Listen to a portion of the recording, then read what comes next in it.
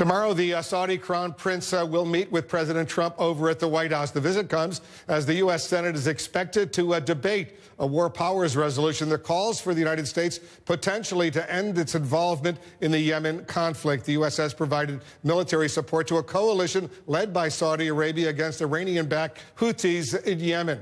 The conflict has created a dire humanitarian crisis in Yemen, a topic the Crown Prince Mohammed bin Salman addressed in an interview on 60 Minutes.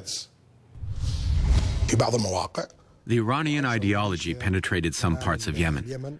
During that time, this militia was conducting military maneuvers right next to our borders and positioning missiles at our borders. It is truly very painful, and I hope that this militia ceases using the humanitarian situation to their advantage in order to draw sympathy from the international community. They block humanitarian aid in order to create famine and a humanitarian crisis. Let me welcome His Royal Highness Ambassador Khalid bin Salman of Saudi Arabia, the younger brother of the Crown Prince. Ambassador, thanks so much for joining us. Thank you, Wolf. Great to be here. You know, there's some opposition in the Senate and the House to the U.S. support for the Saudis and others in this war in Yemen. I want you to listen to Senator Rand Paul. This is what he told me back in 2016, but he still believes this. Listen to this. So we supply the Saudis with arms, they create havoc and refugees in Yemen, and then what's the answer? I think we are elevating an arms race in the Middle East, and I don't think it's good for America. What's your reaction? What's your response to Senator Paul that he wants the U.S. to stop selling arms, basically, to Saudi Arabia? Well, here's what's happening in Yemen. We have a terrorist militia that is backed by the biggest sponsor of terrorism, backed by Iran. They decided to take over the country. They decided to slaughter their way through to the capital.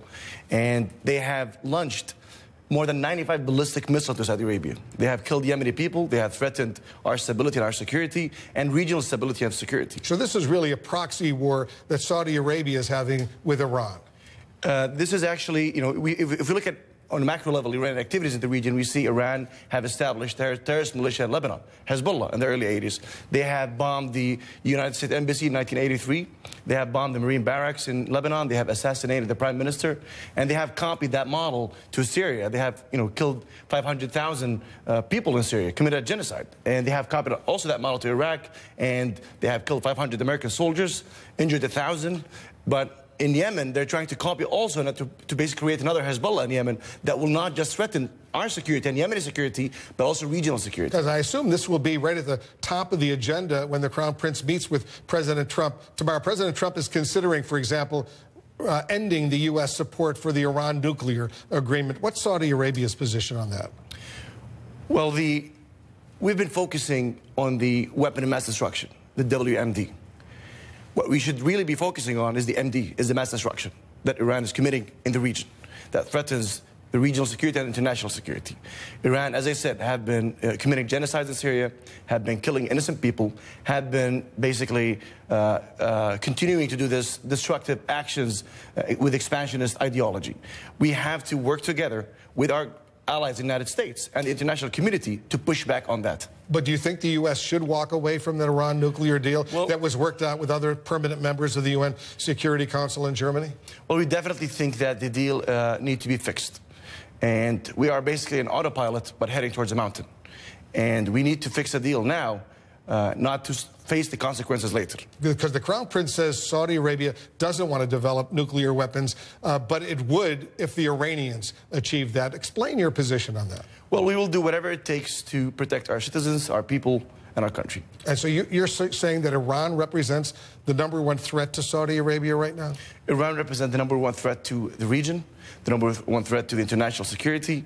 They are continuing to escalate with their activities in the region, and they have currently, as I said, they have launched 95 ballistic missiles into Saudi Arabia, including our capital, and this is unacceptable. So just imagine if there is a terrorist militia in the United States borders launching ballistic missiles to Washington, New York, and Texas. This will be also unacceptable to any American citizen. So at least for now, Saudi Arabia and your allies will continue to go into Yemen and deal with this crisis. We will continue to protect our security and our neighbors, no matter what that takes. Is there any progress being made? Because the humanitarian cost is enormous, as you know.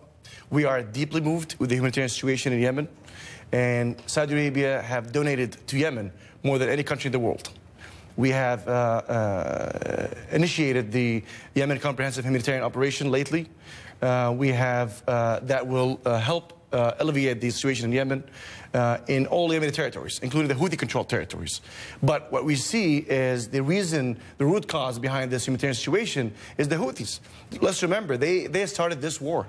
They started moving from their hometown inside the north of Yemen to slaughtering their way through to the capital, taking over our country. We came in to support the government of Yemen, the legitimate government of Yemen, elected by the people, to basically fight all terrorist non-state actors in Yemen, including AQAP and the Houthis. So unfortunately, right now, no end in sight to this humanitarian, this war, this crisis that's going on. We will continue, as we are facing our threats, to support the Yemeni people, to alleviate the humanitarian situation. And we will continue to work with our allies to find solutions to Yemen's situation. Are you satisfied with the support you're getting from the Trump administration? Let me tell you, we have always been in the negotiation table. The Houthis have been always walking away.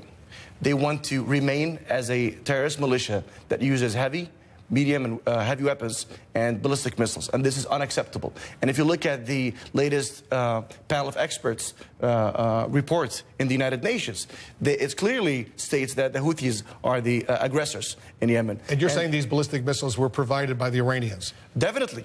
Definitely. And it's not just Saudi Arabia saying that. Now you have the United States. Now we have clear evidence that on the Iranian missiles and the UN Security Council. And are you satisfied with the support you're getting from the Trump administration? Because there's a big meeting. The Crown Prince is going to meet with the president tomorrow.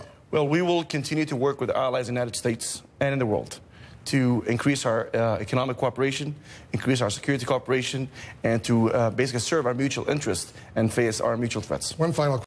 When will women have full rights in Saudi Arabia? I know you're making a little progress. They're going to be able to start driving cars, but there's still a long way to go. Well, let me tell you what's happening in Saudi Arabia. We have currently this long-term strategy, what is called Vision 2030. We have a fascinating change and transformation. We live in a transformation period in Saudi Arabia. We want to reform our economy. We want to modernize our society. We want to empower our youth, including women. And on the women issues, currently in Saudi Arabia, we have more percentage of women in our Shura Council, the equivalent of Congress, than women in Congress.